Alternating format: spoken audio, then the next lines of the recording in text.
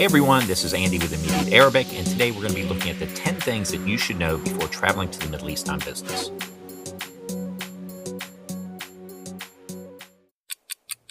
Time in the Middle East is viewed substantially different than it is in the West. I can still remember my host picking me up 20 minutes late for a dinner in Jordan and them saying, "Hey, don't forget, you're now on Arabic time, Andy." So let's break down this time difference with some details. Generally speaking, Westerners view time in a very linear manner, versus in the Arab world, it's very fluid and it's very flexible. Let's look at an example of this. Think of the Western world.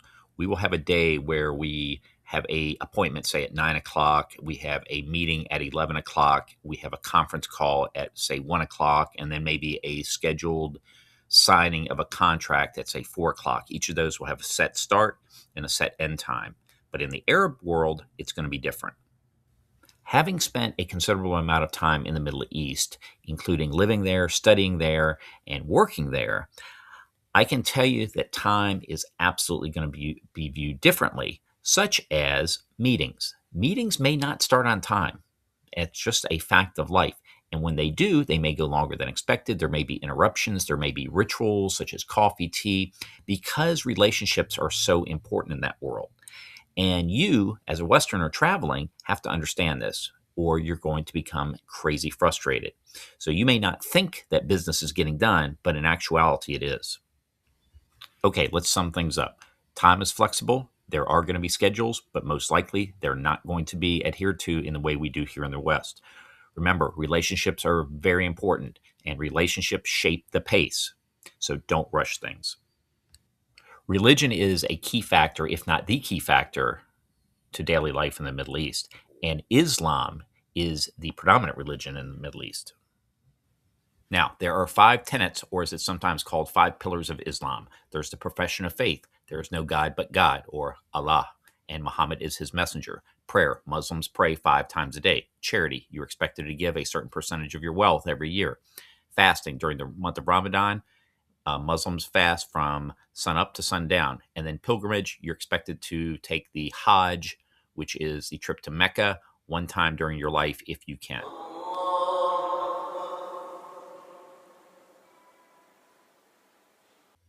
Now, keeping those 5 things in mind, remember these 3 things. 1, faith is very important. 2, praying 5 times a day is going to obviously affect scheduling at times. Make sure that you're flexible. And 3, we do not usually advise doing business during the month of Ramadan. Now, it's going to behoove you to learn a little bit of the Arabic language.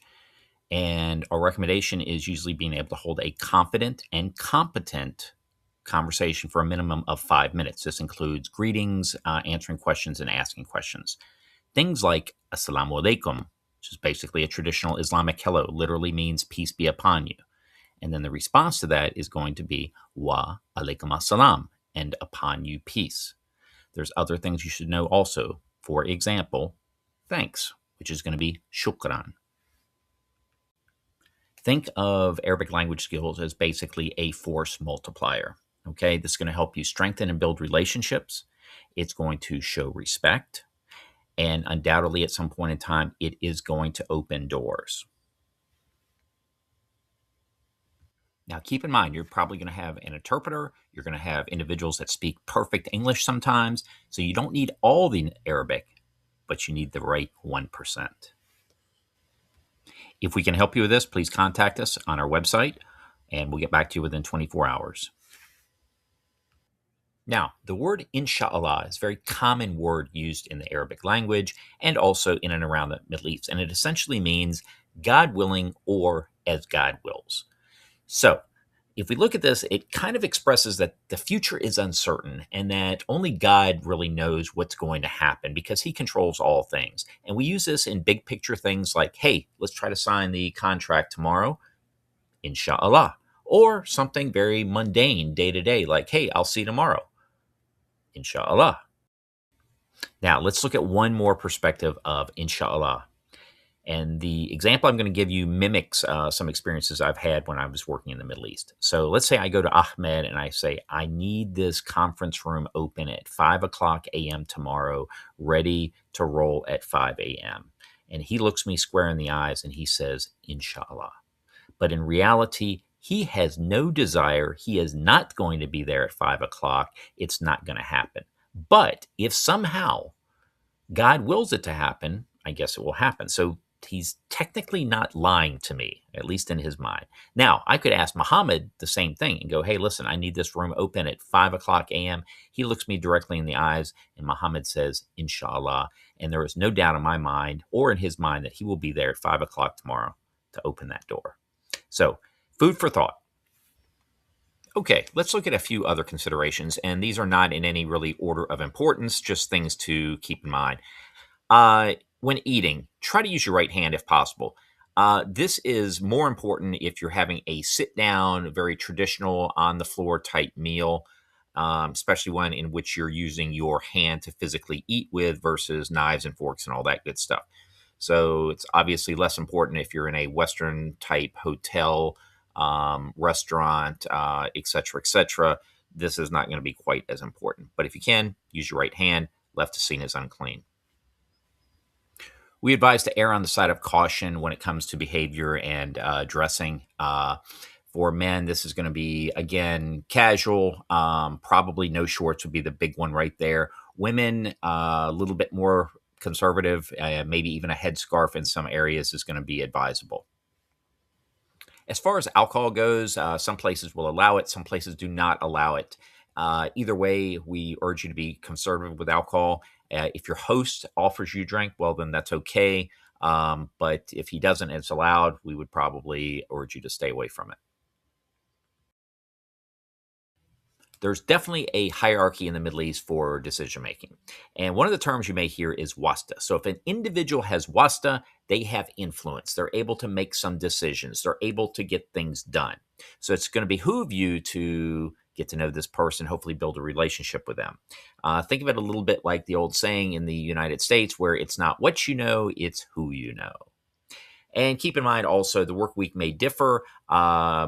Prayers at the mosque are always on Friday. So most work weeks, this may differ a little bit region to region again, but most work weeks will be Sunday through Thursday.